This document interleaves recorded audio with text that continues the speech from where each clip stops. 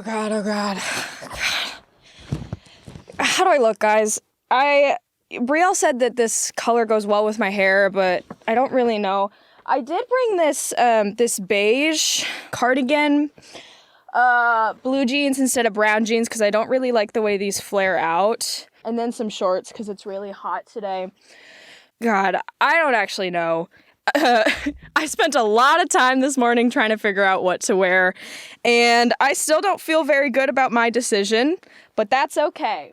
Because welcome to The Vulnerable, a mental health podcast run by voice actors where we prove that vulnerability is something to be proud of. I guess I should introduce myself. My name is Kennedy Hibbert. I'm a voice actor, I'm a mental health advocate, and I am a human being, and I'm so excited to have you here today. Before we jump in today's episode, I wanted to share my vulnerability of the week. And if you're new to the podcast, the vulnerability of the week is where I go first before our guests and share something vulnerable that happened to me recently. So, my vulnerability of the week is that I've been really focused on my appearance lately, and I don't know why. I can feel my face heating up just talking about it. This is weird. If I go red, I don't know why that's happening. But it was really strange. Little details were just making my brain go crazy. When I was editing last week's episode and I was viewing myself, I don't know why I was just so ashamed, and I felt so disgusting. I decided to take a trip home, and my hometown is Flagstaff, Arizona. It's the one part of Arizona where it snows. Nobody really knows about it, but that's where I'm from. I went there and I spent time in nature, and I spent time with people who really care about me. And I remember walking around this beautiful park called Buffalo Park, and I realized something. I am beautiful because I spend time in beautiful places, and I surround myself with beautiful people. Coming home from that trip, I feel not healed, but on the path to healing. And I encourage you to find your own Flagstaff, Arizona, and spend time with the people who make you feel beautiful, and to spend time in those places that make you feel beautiful too. And you know what? I think I do like this outfit. I think it's quite nice.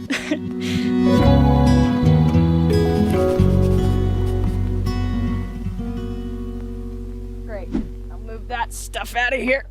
Stupid clothes. Ugh. Cute. I love that you brought those.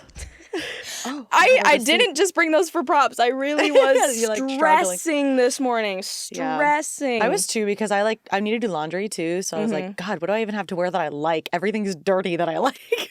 You get it. I do. I do not want to go home. The floor of my room is horrible. So dirty right now because I just But you know what? All over the place. The relationship between a girl and her piles is like integral. Oh my! You are so right about that. I got my closet pile, my clean pile. Yeah.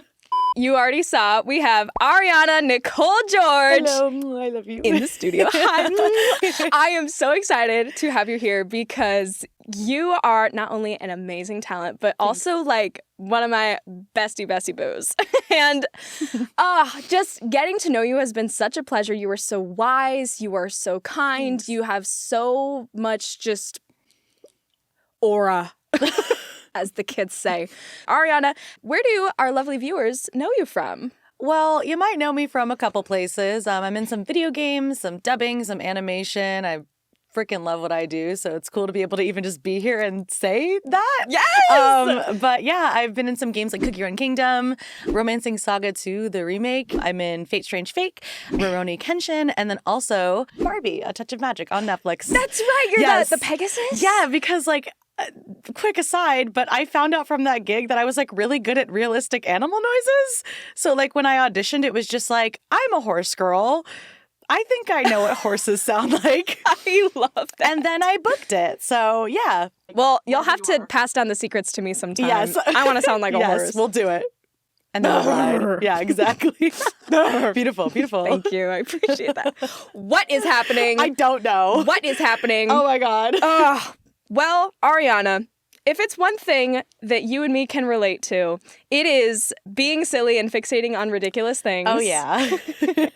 Because I have GAD, generalized anxiety disorder, and you, my dear, I have OCD. and used to think I had GAD, but we'll get about that later. Oh, But it's a whole story. Oh, it's a saga. But that is why I'm so excited to have you here because OCD we hear a lot about it in our day-to-day lives, but really there is a lot of misunderstandings that come with it. Yeah. And I would love if you could educate us, but also educate me. I feel very maybe misinformed. So can you tell us what is OCD? Yeah, so OCD stands for obsessive compulsive disorder. And, I feel like all the time, whether it's online or normal conversations with people, and it's never really ill-intentioned. People just don't really understand, but it's very common for people to say like, oh, I'm so OCD. I'm so OCD about this. Or like, there's perfection about that. Or they say something like, oh my God, my intrusive thoughts like maybe want to like stick my hand in like this like jar of pudding that I saw in this video. Like, oh my God, my intrusive thoughts, blah, blah, blah. And I think a lot of people tend to generalize and also minimize what the disorder is because actually it's one of the most debilitating mental disabilities out there.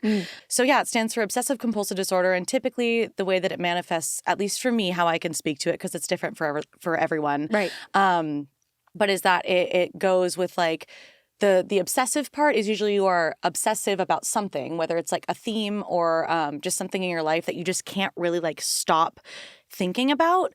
And then the compulsive part comes from these acts called compulsions. So like typically there's all kinds of things. There's physical compulsions where some people will feel the need to like cross their legs whenever they're in a nervous situation that's making them feel nervous to give them reassurance. Because at the end of the day, the compulsions are there to like give us reassurance. And then there's also mental compulsions like rumination, which is one that I struggle with a lot, where we replay things over and over and over in our head, looking for the answers and trying to get reassurance that like, we didn't mess this up, or like something that somebody said didn't actually mean this and we're overthinking it. And then there's also other compulsions like confession, where like oversharing things to kind of get the reassurance. At the end of the day, it's all about like obsessing, performing a compulsion in order to get that reassurance. Gotcha. And then it becomes a vicious cycle of like, oh, well, you get the reassurance and you feel good. But the more you get the reassurance, instead of like it making you feel better, like somebody who doesn't have OCD and then they can move on from it, then it's like, oh, it's not enough. I need more reassurance. Gotcha. Even after the compulsion, there is still more thought and more action that goes into it. Yeah, and it's not always right away. Sometimes it's like, oh, I feel really good. Like say if there was something that I felt like I did that was bothering me, that maybe whoever I was talking to about it didn't even think a second thought about. And I was like, oh, I need to talk to them about that. And I talk about it and they're like, no, it's okay. You're fine. I go, whew, okay, I feel reassured. And then like 20 minutes later, or even an hour or a day or a week, I'm like, yeah, I forgot to say this one thing and I don't think I said enough. Like I need more reassurance that like you understand that I was aware. And I kind of deal with it on that front, but I deal with certain aspects where it's like OCD can be like, we think about us performing a certain compulsion can prevent things from happening. So it often comes in the form of like, oh, if I like do cross my legs, like something bad won't happen to my family. Like it's stuff like that. Like we feel it's the control disorder, basically. We feel like we can control things to protect ourselves and other people. So yeah. Sounds like it's a lot more than just being OCD about a clean room, right? Yes, because that's where you tend to hear it, right? Yeah. It's like, oh, everything has to be in line and in order. And that is an aspect of OCD. It's called perfectionism OCD. But what comes with it is not just, ooh, I feel like, it really kind of bothers me. I'm just going to fix it. Like sometimes it is that, but when it's really severe, it can be like, if I don't fix this, like the end of the world will happen tomorrow and it will be my fault. Like stuff like that. Yeah. And that sounds so silly, right? But the way that the disorder works is it lies to you and you cannot, there's no way to prove like, oh, I'm only aware of myself. Maybe I do have control over all this stuff. Like there's no way to prove it. Right. So it's really fascinating and it's interesting to watch how the cycles go, but that's you got to get out of the cycle. So, yeah, absolutely. And I think that's what a lot of people forget too, is it is a disorder. It is like a chemical imbalance that makes you think and feel in certain ways that are not neurotypical. So with that in mind, what are some other like misunderstandings, misconceptions about OCD that I guess neurotypical people might experience? Yeah, actually, when I was mentioning the like intrusive thought thing, that people are like, oh, my intrusive thoughts made me want to do this. Like intrusive thoughts are literally thoughts that will come into our mind. And for some people, it could be like, oh, like that was really weird. Why did I think that? And then move on with our day. But for people with OCD, it's like, why did I think that? am I a horrible person? No normal person would like think that. Nobody like, oh my God. And then suddenly you get into a total spiral and it's like for example, I actually, I'll probably revisit at some point, but I was in the midst of writing a play kind of about OCD and Oh, wow. like bringing awareness to it. Yeah, I wrote it in college and for example, like there's a scene in the play where this character is making a cup of hot cocoa for her friends. And the impulsive thought is, I could like spill this all over my friend right now on purpose and like pretend it was an accident because I could. Yeah. And then you think, well, why would I do that? Like, that's not nice. I would never actually spill that on somebody. But then what ends up happening is like somebody might be like, oh, that was silly. That was a funny thought. But for someone with OCD, they're going to be like, oh my God, I feel like I can't even like stop myself. Like I need to go do it. Like otherwise, because I'm never going to know what it'll feel like, or like I need to do. And then it's like, oh my God, like why can't I get out of this, like this spiral, literally is what they're called, is spirals, this thought spiral of like, just give her the freaking cup of cocoa. Like it's not that big of a deal, but it's like this whole mental narrative that happens between like the kitchen to the couch. Yeah. And like, that's just a small example and like a very harmless example of, well, harmless is not the right word. No, but absolutely. Because as you said, it's not just the thoughts. It's the thought about the thoughts. It's Yeah. absolutely not harmless, especially to the person who is experiencing those thoughts. It is this spiral. It is this anguish. Yeah. And it's that's why it is so debilitating too, because it's also got this shame that's attached to it. Absolutely. When it's like, if I tell people about these thoughts that I'm having, what are they going to think about me? What does it say about me? Even when it's like, no, we're human. And like thoughts come in and out of our brain like freaking wildfire. It's just the latching onto them that makes an OCD brain a little bit more difficult. Yeah. And it's helped me in a lot of ways and protected me in a lot of ways. But I think sometimes when you rely on something like that as a protective mechanism to, heal yourself, that's when you kind of get into the like, oh, but now it's like we've fed these compulsions and we've fed this reassurance seeking. And then you get to a point where you're like, oh my God, I am in a pit and I don't know how to get out of it. Yeah. And that's when like seeking help is like really important too. Absolutely. And I like what you said about like, we don't want to give in to the thoughts. I experience that all the time of like, this is how my brain talks, is like, if I admit them, then they're no longer a thought. If they like live in my brain, no one has to know about them, right? I don't know if you experienced that ever, but... Yeah, I mean, I definitely have before, but one of my own like compulsions in itself is like, I do feel the need to share because That's right. because and I'm actually working on that. I'm working on like kind of enjoying the independence of my own brain, because what I really do love, and even in like podcasts like this, right, we talk about these things, we relate to each other, we learn about each other, and kind of what makes our brains work the way they do.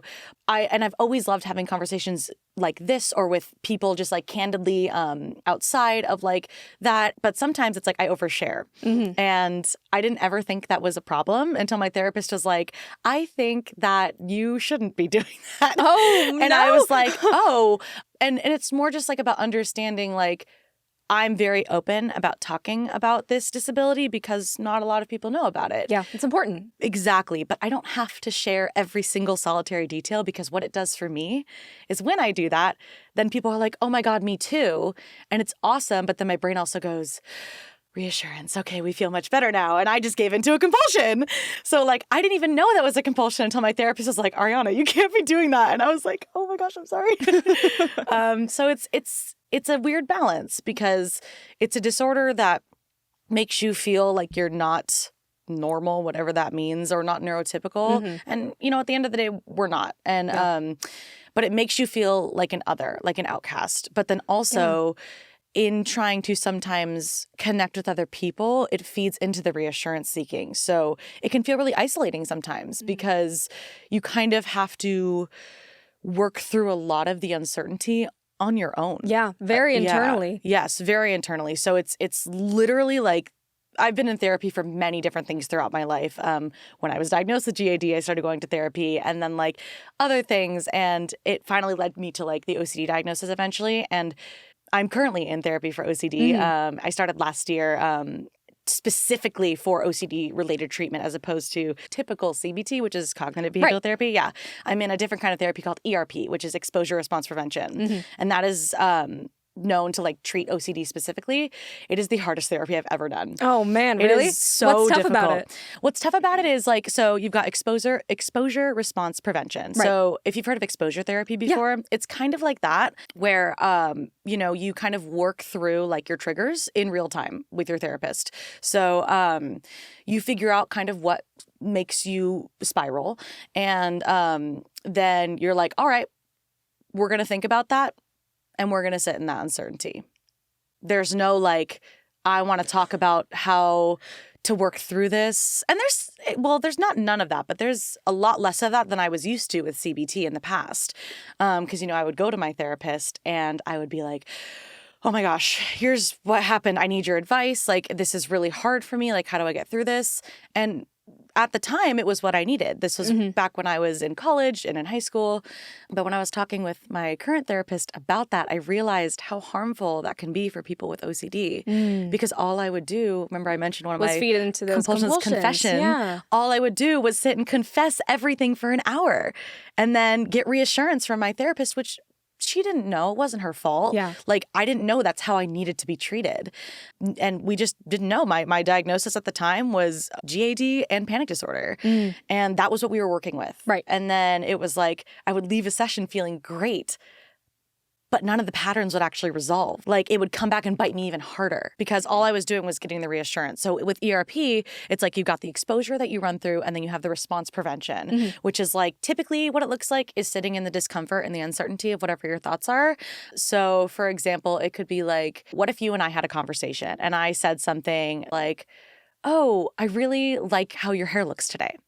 And it does. It looks awesome. Oh, thanks. But maybe I would think that I would read a response, or maybe you would say something that would be like, oh, like, I did it myself, but I didn't really like how it came out. And so then my brain would go, oh, shoot, maybe they don't really like their hair and I shouldn't have complimented it, because then, like, it's not the best example. But long story short, the response prevention would be like, I would walk away from that conversation and be like, dang, I said something that maybe I shouldn't have said. But my response prevention would be like, maybe they were uncomfortable by that comment. Maybe they weren't. I'm never going to know. Yeah.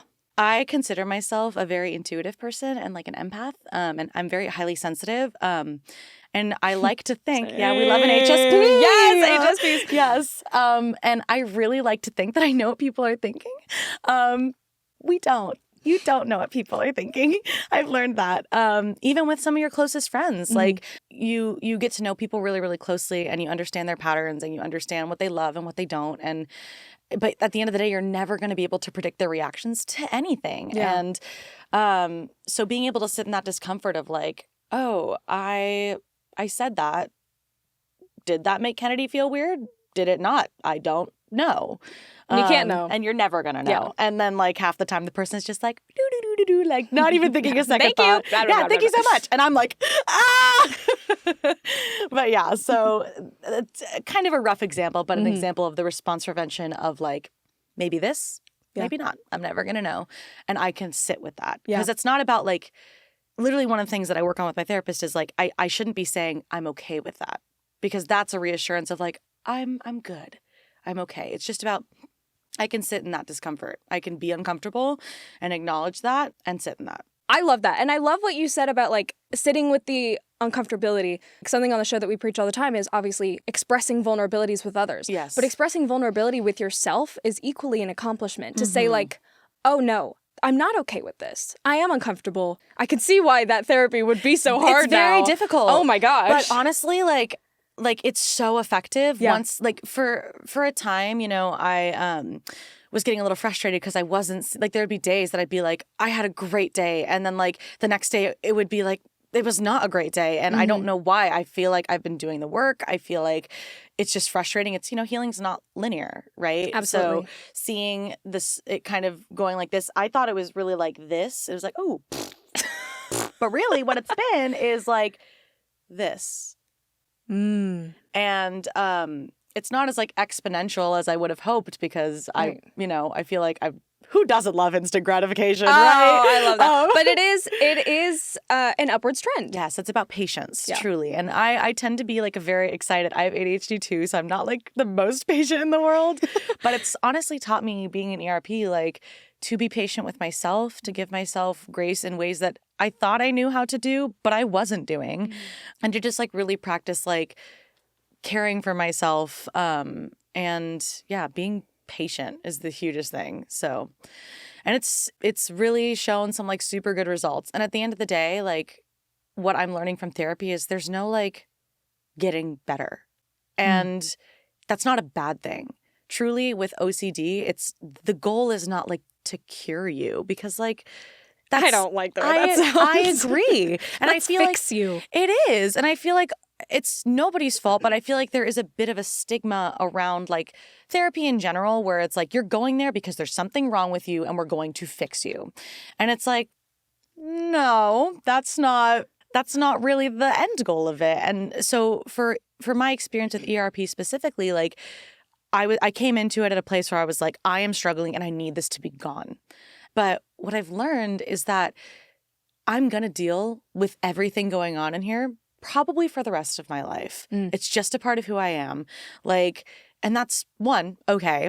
But two, also, it's not about taking the thoughts away. It's about being able to sit in that discomfort that they're there. And then it just becomes a lot less loud. And it's just like, oh, little intrusive thought. Okay.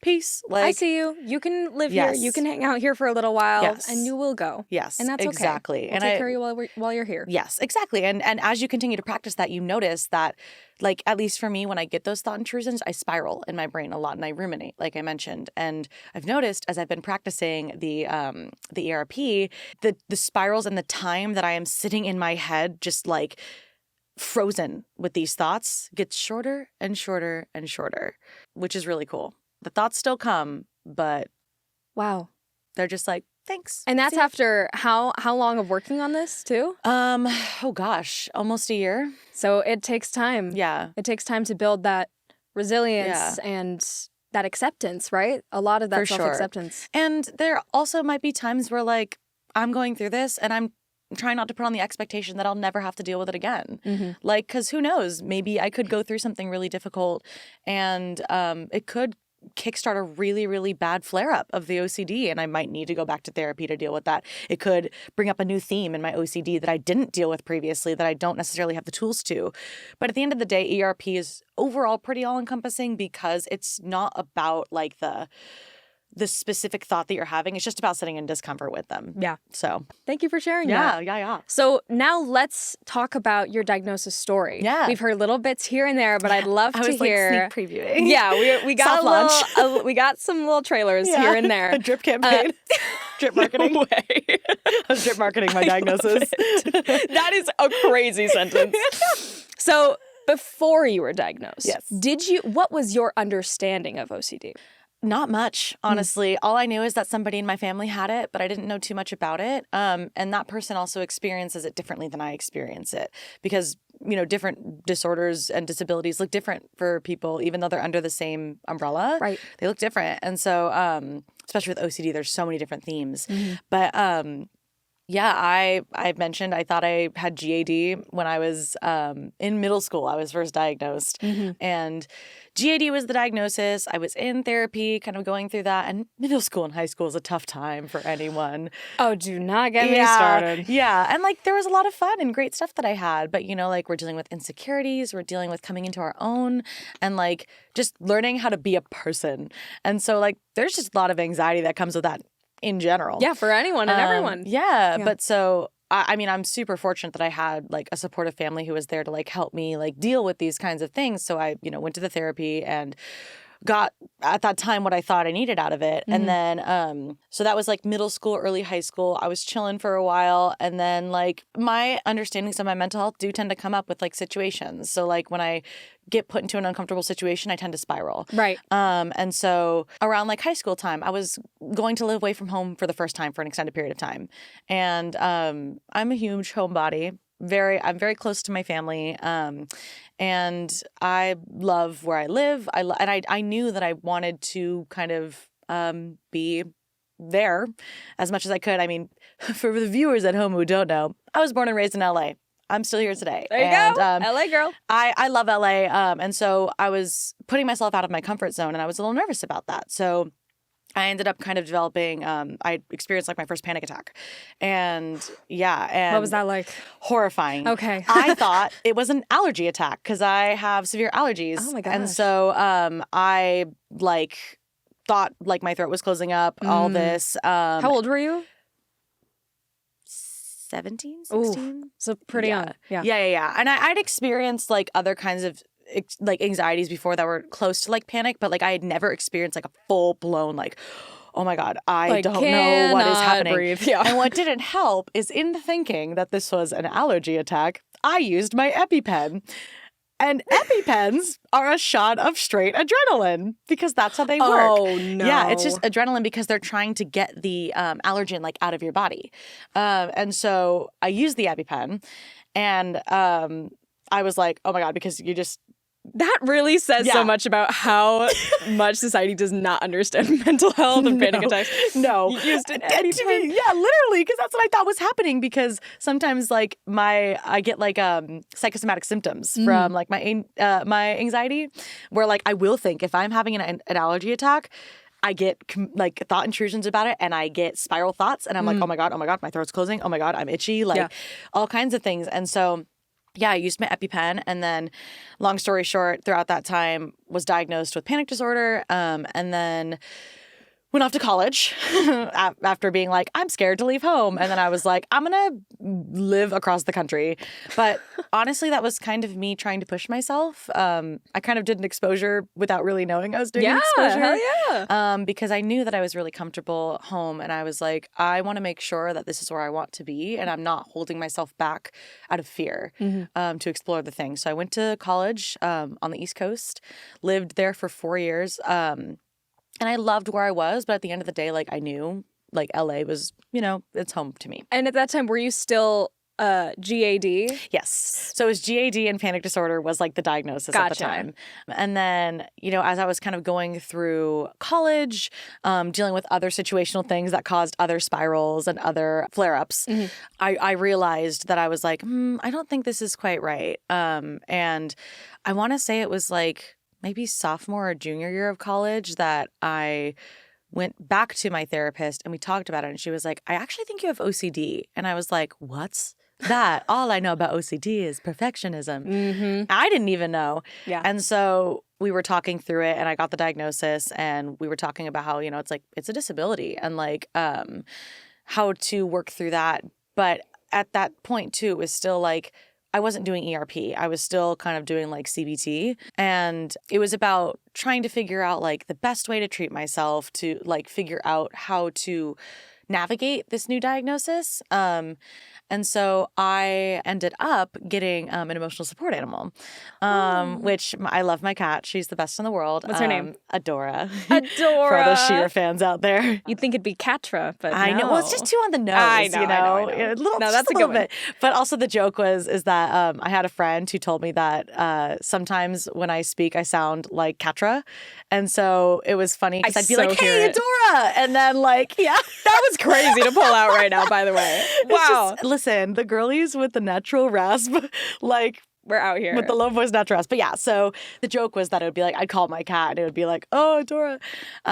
Part of the reason I also got Adora was because around that time I also found out about the ADHD diagnosis. And I wanted to give myself something to take care of so that I could like have the motivation to like kickstart my day and like have something there for me because I'm so fortunate. Adora is very intuitive. When I'm anxious, she knows. She comes up and purrs on my chest.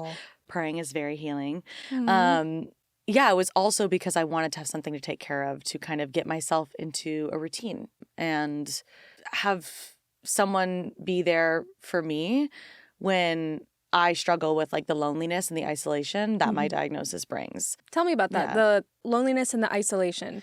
Were your relationships impacted by this diagnosis? I think I felt like I had to hide it from people for a long time because it was so stigmatized and because nobody understood it. And like if I would talk about it, again, nobody's fault. They didn't know, but it would be like, oh my God, I'm so OCD too. Like I can't this and this and that. And it would be like, the stuff that we hear that's not really what OCD is. Yeah. And it would feel very minimizing to what I was going through. And again, not their fault. They didn't know. The world doesn't really give a lot of appropriate access to understanding mental health. Why we're here. Listen to the podcast. But yeah, so I think it was that. But when I kind of did realize that that was an issue, that people didn't really understand what it was, that's where the writing of the play came about. That's where having conversations kind of about it that, you know, obviously now I'm still working through like the understanding when it's like, hey, I'm talking about this because I'm passionate about it versus I'm seeking reassurance.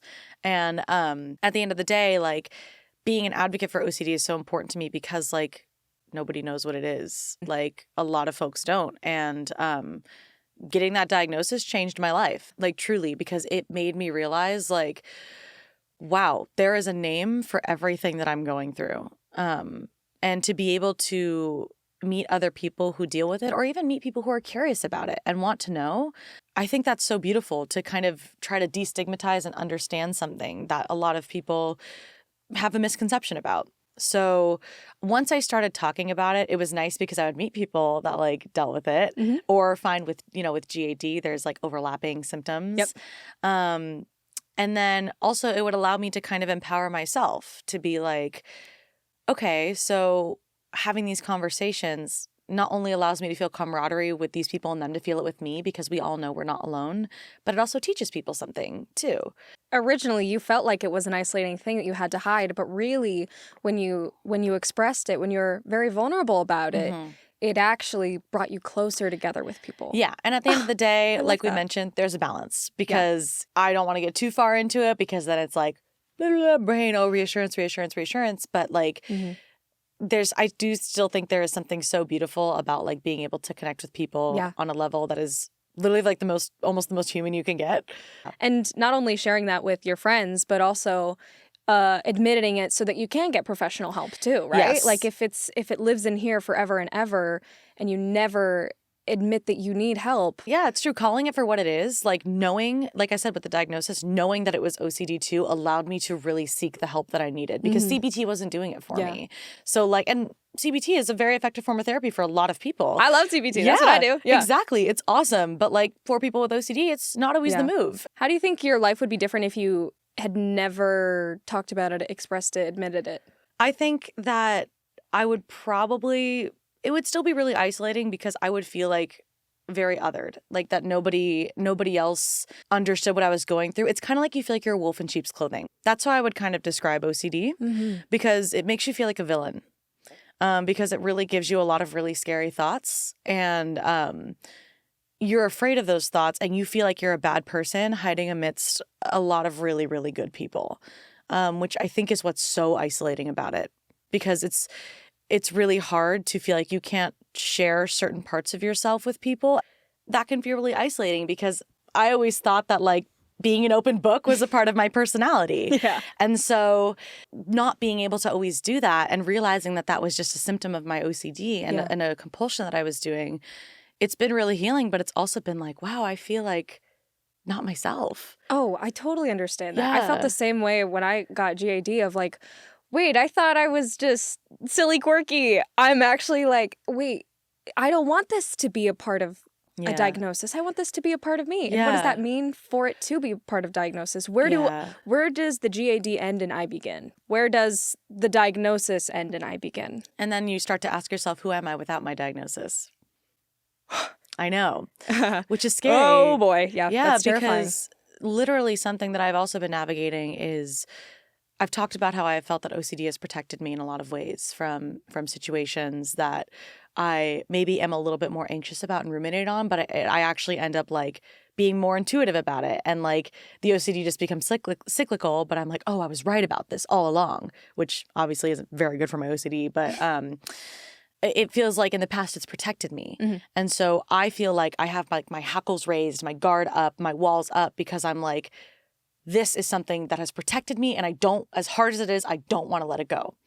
And so looking at my life without that, it leaves me in the most vulnerable position, or not without, but like in a different way, understanding my OCD. I said to my therapist, I was like, I think I'm honestly a little bit scared of becoming more susceptible to being lied to to being fooled because I'm no longer questioning people's intentions or questioning my own intentions and like lying to myself. And so I think that's really scary to let go of. And we talked about it. It was like, well, how do you know that?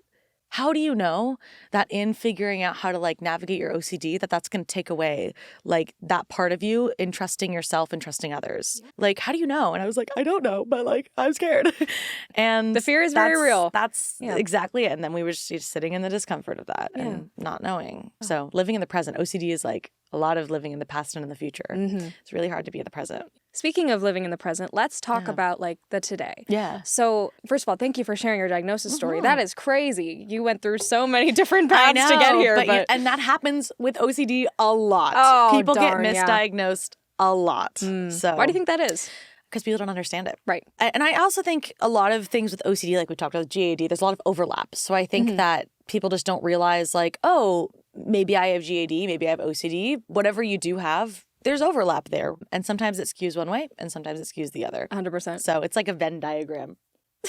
Kind of, right? Yeah. Yep. We're all just anxious and think too much and we love ourselves for it. Oh, no, I'm thinking on the floor. Anyway. Yes, the present. The present. Which is what we're trying to get back to. Yes. Oh my gosh. It is so dangerous putting us in a room together. Oh, yeah. The GAD queen and the OCD queen. We will never get anything done. Kumbaya.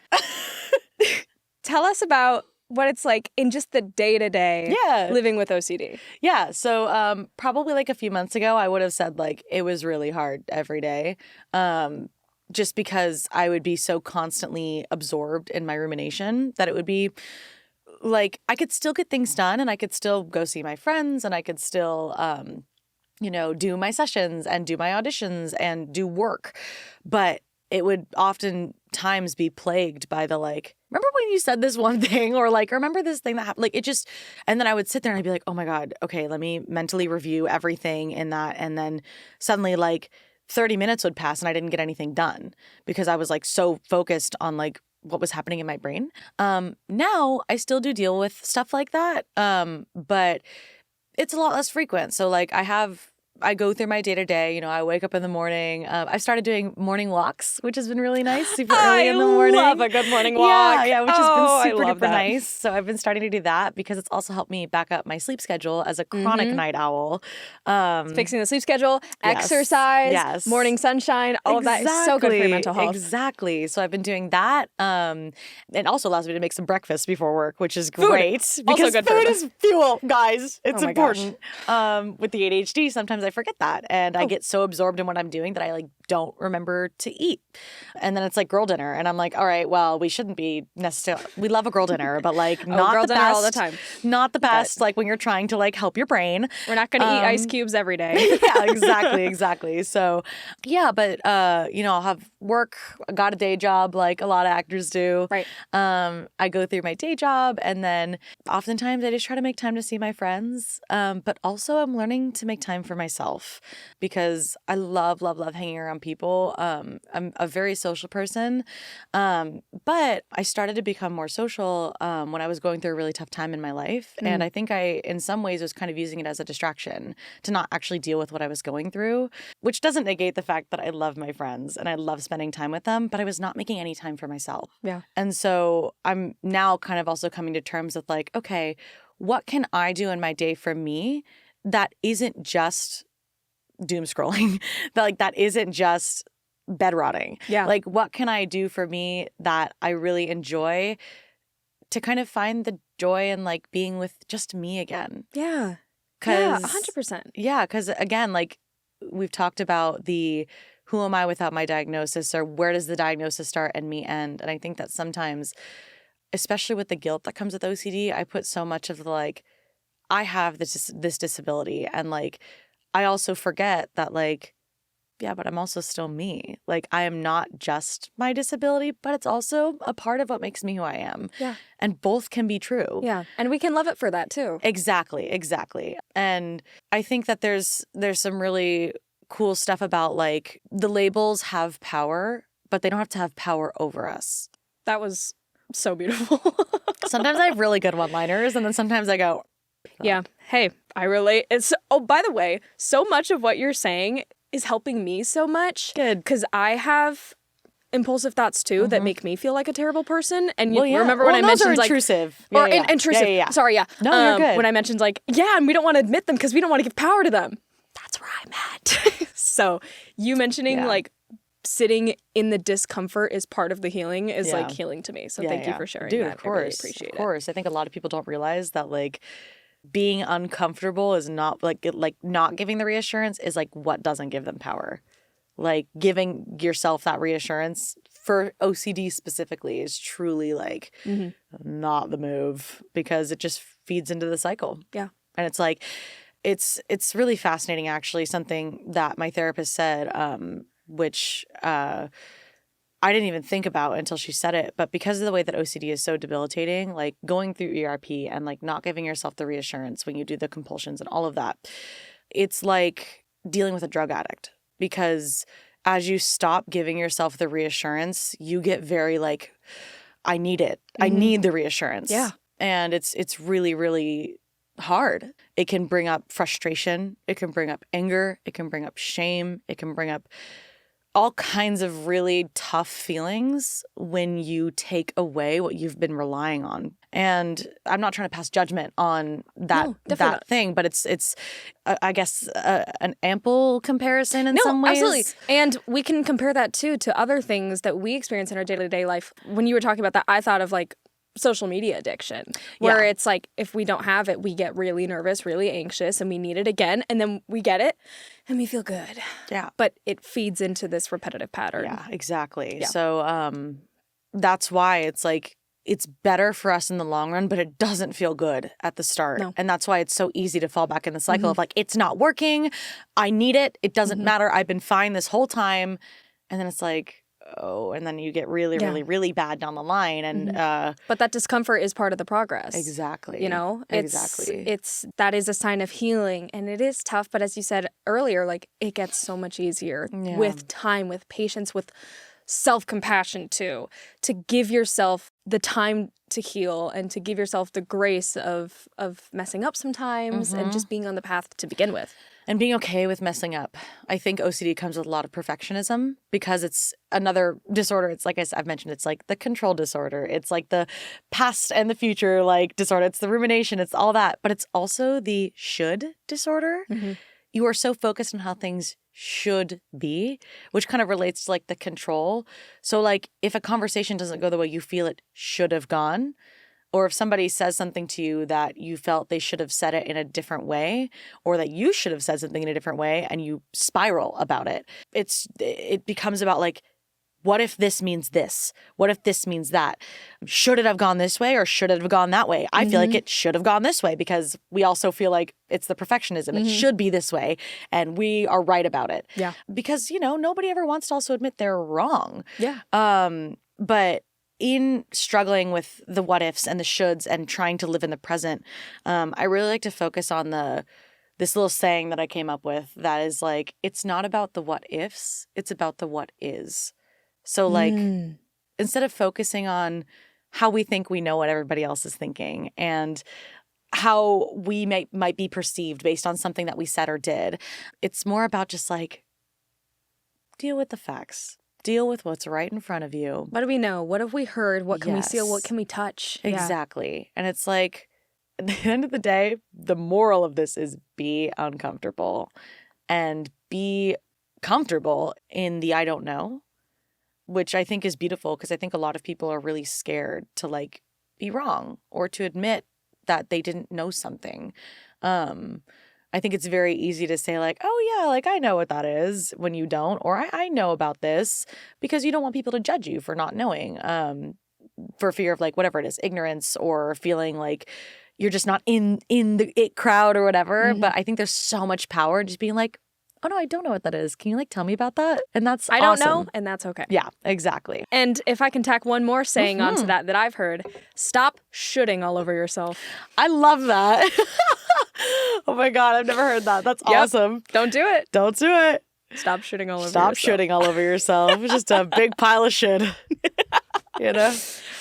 I love it. Awesome. Okay, yeah. So now let's talk about your fabulous career. Yeah. And how OCD plays a part into that. Something tells me that having OCD changes the way that Oh my God. your professional career works as an actor. Something tells me you'd be so right. Oh my gosh. Can you please tell us about that? Yeah, I actually only recently discovered how my OCD impacts my work as an actor. Really? I think a lot of actors really deal with certain things that come with, again, the perfectionism. Mm-hmm. Imposter syndrome, all that. The imposter syndrome. Oh my gosh, yeah. And like, you know, especially when you're meeting people and like, you know, trying to just like find your way in professional spaces about like, you could be so worried about saying the wrong thing. Like, oh my gosh, I just said this to this person and they're going to hate me forever. Which again, how would you know that? But You don't. exactly, you don't. And we can sit in that. But I think those are very natural things that even without OCD, a lot of actors deal with, because the way that our industry is framed is kind of like, you know, we want to please. We want to be what they want. We want to be perfect. And funnily enough, what I think has actually helped me a lot is my day job. I work for a casting office, and there are times where I have learned a lot from my casting bosses, and about how it's like, a quick aside, but casting is like cheering us on. It's not about trying to please them. It's just like, we're just trying to be what they're looking for. Mm-hmm. And like, you know, the casting also has a client that they're trying to, you know, help out. At the end of the day, casting's not even really making the final decision. Mm-hmm. So at the end of the day, kind of viewing it as this like symbiotic, is that the right word? Like, Yeah. kind of Absolutely. like relationship. We're working with them and they're working with us. Yeah, and it's just like, instead of it being like a line of like, okay, actor has to please casting, has to please client. Like, it's just like, all right, so how can we like just work together How to can like we make make something something fabulous? cool? Yeah. Yeah, and I think that's actually been really healing for me just as an actor in general. But specifically with OCD, I think that what I tend to deal with a lot is that rumination of, what if I said the wrong thing, did the wrong thing, or like, what if I'm not what they want? It can even come into the point where it's like I'm in a session, and if I get, and I've gotten a lot more comfortable with this discomfort, but like if I'm not getting what they're looking for and I keep getting a redirect and it's like, something's not working here that I'm doing. I really put the guilt and the struggle on just myself. And at the end of the day, sometimes it's just like not working, and it's nobody's fault. Like, it's not my fault. It's not the director's fault. It's not the client's fault. It's just like, all right, so how can we work together to find what works in this space? So for the OCD, for a long time, it would be like, shoot, I'm not getting what they need. They're going to recast me. Like, oh my gosh, I'm going to walk out of this and they're just going to decide that they hated it. And I lost the job. I'm never going to be able to work with this person again because all they're ever going to remember is how I couldn't get this one line. And then everything else in the session was great, but this one line, I'm going to get fired. Yep. And very real thoughts for any actor. Exactly. But for OCD, they're like amplified, right? Amplified, yeah. And I spiral, and sometimes it'll take days, months, and I can't get over it. And obviously it's become a lot shorter now, which is great. But what I also sometimes will struggle with the OCD too is, you ever just like see an audition and you're like, I want this. Oh boy, do I. I need this. What I think a lot of actors also tend to do, and that I also tend to do, is do the clouds open. I see the future. I'm like, when I book this role, this will happen. And I get like so wrapped up in that. And I'm like, number one, I just put so much pressure on myself to do this audition like perfectly. Great. Now we have to deal with that. Yes. And then number two, when I submit it, I like can't forget about it for weeks, months even. Yeah, we're told all the time, send and forget. But those ones, impossible. Yeah. Impossible. And I love a little like send and forget, submit and forget moment. But like, I just sometimes, especially when they're ones that I like get callbacks for, because then my brain latches on and goes like, oh, we're almost there. It could be totally real. Oh my gosh, I'm going to get it. And then I don't. And I'm like, I'm a failure. And it's not true. And then like, tales old as time, the saying, you win some, you lose some, right? And it doesn't have anything to do with you. Like, I've had it where I have an audition and I have a callback that I do not think goes well. And I walk out of it and I'm like, oh gosh, like, that was horrible. Not only am I not going to book this, the client's going to think I'm incompetent and they're never going to want to work with me. And then I like book it and I'm like, well, what was I so worried about? Or like then I don't, but then I book a role like way later with the same casting director. And it's like, oh, it's almost like, how would I know? It's almost like maybe it is, maybe it isn't. It's almost like we could sit in the discomfort. I was just going to say, so there's lots of lessons that you can probably take from your experience working on OCD and through therapy that you can bring to voiceover. Sitting in that discomfort, I really like that because I feel like so much of what I do and other actors, voice actors do is push those feelings away of like, oh, I didn't book it and I'm so upset, but I just got to forget about it. I got to let it go. We don't have to let it go. We can sit in the hurt, in the sad, because that's the only way we're going to work through it. I think a lot of people, I love when people say like, oh, I'm going to give myself a day to like grieve this or like a week or whatever it is, but like not even necessarily putting a time frame on it, but it's just more the practice of like allowing yourself to just grieve it and then being like, all right, I got that out. Moving on. Yep. Like very helpful. It's super helpful. And kind of on the topic too of like voiceover and like work in general, but like voiceover specifically, especially something that we're so passionate about and that we love. Like I freaking love my job. And like I love it too. I know, it's so fun. I'm so grateful that I like am even to be in this space here with you to like to be able to talk about like stuff that I'm passionate about just because like we met through this industry. Like, and I'm so glad we did. Amazing. It's given me so much. And I only hope to be able to give a fraction back of to what like these people that I have met coincidentally through said industry, but to like you guys, like what you guys have given me just in a self-fulfillment of like people. I feel very lucky. We're the best people in the world. VO people are the best. Yeah. But because I love my job so much, when I am also struggling, I throw myself into work. I'm a bit of a workaholic. And I don't really give myself the time to work through what's going on up here because I'm like, okay, if I just throw myself into voiceover and I go to all these events and I do all this stuff, like I'm forwarding my career. I'm telling myself that's what that is. And like or I'm just meeting really awesome people and all of that stuff is great.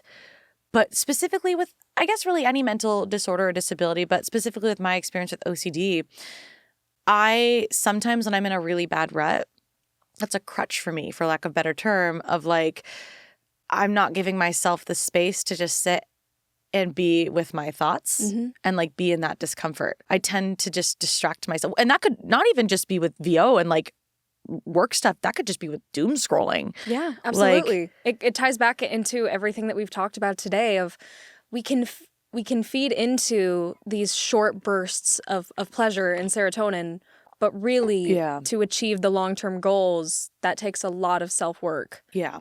And I think we always talk about in this industry, it's a very common conversation among all of us where it's like, we have to be people outside of our jobs. Talking, God, yes. Yeah. Yes. Talking. Listen, like I said, I love my job and I'm so fortunate. And it's like one of my hyperfixations, like just voiceover in general. Like I love voice acting. I could talk about it for hours just because I'm so passionate about it. But like, it's also important to recognize like who, with the same as a diagnosis, like who am I outside of my career? Yeah. Like, there are other things that I love. I love to write. I love to go hiking. You know, I love to swim in my mermaid tail. Like, I love when you swim in your mermaid tail. Exactly. Pictures are so cool. Pod squad. But it's about like, that's also self-care, not just spending time with my friends and constantly talking about work, because we're very fortunate that we have that in common. But also talking about the other things that we love outside of work. That's also more real connection. Oh my gosh, I completely understand. That ties into what I was talking about earlier where I left town and why I felt so healed after that too is because I did spend time with people not talking about work. Spending time with myself like you were talking about. Like all of that stuff, the light turned off. That is great. We're going to keep going. It's okay. Awesome. All of that stuff is so important to the health of our brains and to the health of our relationships. And I think that in general too, like this career and many careers too will just put us in like really uncomfortable situations that might be super triggering for like our disabilities, disorders, mental health. And at the end of the day, like it's just about kind of enjoying the ride and living in the present. and sitting in the discomfort. I'll say it That 10 times. I'll say it again. Lesson of today if you have not figured it out, folks. Yeah. Oh, I So, love yeah. that. What would you have to say to our beautiful listeners at home who might have OCD? Yeah, I would say, and listen, I'm not a medical professional. If any of this sounds like you, don't be afraid to ask questions. And if you're not finding, the answers that you need when it comes to your mental health, again, not saying you have OCD, not saying you don't, but don't be afraid to explore an option if you feel like that is where you're at and that you relate to a lot of this. Or if you already know you have OCD, I at the very least hope that this, if you aren't already, inspires you to continue to have conversations about a disability that is not very well known in terms of what it actually is. And also just know that, like, I get you. You're not alone. You're not alone. Like, I think a lot of people, especially when it comes to actors and voice actors, we get put on this like pedestal of like we have everything figured out. It's the funniest thing I've ever heard. Yeah, literally, like we're doing all this cool stuff, and it's like we are just people. Just people. Yep. Just people. That was so good. And then what would you say to our folks at home who don't have OCD but want to be informed? Yeah, if you don't have OCD, number one, I think the best thing that you're doing is listening to this podcast right now, part of it, educating yourself. Good job. And just understanding that, like, if you know somebody who does, like, patience and understanding how you can be there for them without also feeding into their own reassurance seeking. I think that it's important to kind of do the research that you can do. And also a really beautiful thing that I've noticed that is happening in kind of online spaces and real life spaces too. If you see somebody stigmatizing it, call it out. Like, don't be afraid to say something. If you hear somebody say, oh my gosh, I'm so OCD about this. OCD is not like a verb. It's not, or whatever, like the figure part is the, it's not like, don't be afraid to be like, hey, that's actually a really debilitating mental disability. Maybe we shouldn't like generalize it like that. Like, and you can be respectful about it. Like, I think something that's been really beautiful that I've seen is a very common saying is, I've mentioned a couple times of being like, my intrusive thoughts won. Like, people talk about that stuff. Intrusive thoughts are a really big symptom of like mental disabilities and disorders, especially OCD. So what I've seen that's been really beautiful is in mostly online spaces, people being like, hey, like, an intrusive thought is not what you're thinking it is. Maybe you mean impulsive thoughts. And like, it's been really cool to see people kind of calling out the stigma politely. So I think when you open up the conversations in a respectful manner, it also keeps people from getting turned off and defensive about something that they said, because they don't mean it necessarily in a bad way. But this is how we open up conversations, by just being like, talking about it in a nice, cool way and trying to understand each other. So, yeah. Heck yeah. That is so good and so amazing. Thanks. And yeah, remember, guys, you already are killing it today just by watching this podcast. Oh, yeah. I know I learned so much, and I'm Me so too, glad. honestly. Seriously, like, what a great conversation we had. Ariana, do you have any last things to say to our beautiful viewers? Yeah. Number one, you're awesome. Thanks for tuning in. And I'll leave you guys with a little resource that's been super duper helpful to me for the last few years, but that I've really taken advantage of more in the last year. Oh, and the other light turned off. But we're going to keep going. It said it's time to go. There's a really cool online community called NoCD, NoCD, that was developed by and for people with OCD. And it's basically a space for people with OCD to kind of understand the disability a little bit more. And then they also offer therapy through it. And that's where I get my therapy through. And it's just a cool place that really taught me more about like my own struggles with it, my themes, and also allowed me to be there for other people who struggle with it, because I think we're stronger together. So yeah, NoCD, I recommend it. Yippee! We are stronger together. Yeah. I love that. What a great way to end off the episode. Although I do have one last question for you. It is the question we ask everybody at the end of every episode. It is the most vulnerable question. And as usual, my beautiful viewers at home, I encourage you, please pause this video and ask yourself this question. Ariana, what is your favorite thing about yourself? Oh, I wish I could pause the video and think about it. My favorite thing about myself. Oh my gosh. I think I just really love how passionate I am whether it's talking about stuff like this and being able to yap about it for, I don't know how long this episode's going to end up being, but whether it's that, whether it's my job, whether it's just like playing games with my friends or hanging out with people or deepening my relationships and friendships, I think I bring a lot of like passion to the table just because I care a lot. So you do, and I feel it so much. Yeah, thank you for being my friend, and thank you for being here today. My friend. Like, you were just such a light, and I know that everybody who watches this is just gonna see how much of that you bring. So. Well, I hope that they do. No, because then I also hope that you can find that in yourself if you don't already. So couldn't have said it better myself. Amen. Let's go. We did it. Let's go. Yippee. Hi there, my beautiful friends. Thank you so much for watching today's episode of The Vulnerable. If you or someone you know is struggling with mental health, please check out the description for a list of trusted resources that me and my mom, who is a licensed psychologist, came up with. You can like and subscribe, that's all great, but I would love if you could comment and share your story with us and share this video with a friend who you think might need it. Thank you so much. We'll see you next time. Great. There's take one.